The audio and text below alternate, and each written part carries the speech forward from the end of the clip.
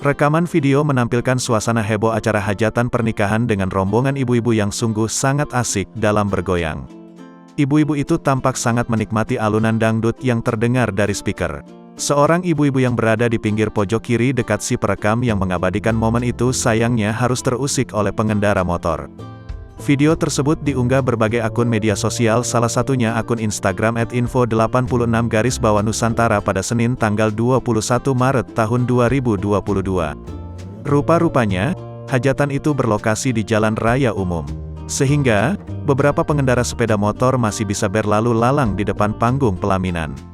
Ibu berpakaian abu-abu dan celana putih itu mulanya sangat menghayati goyangan. Namun itu semua terhenti ketika sejumlah pengendara sepeda motor tiba-tiba lewat di hadapannya.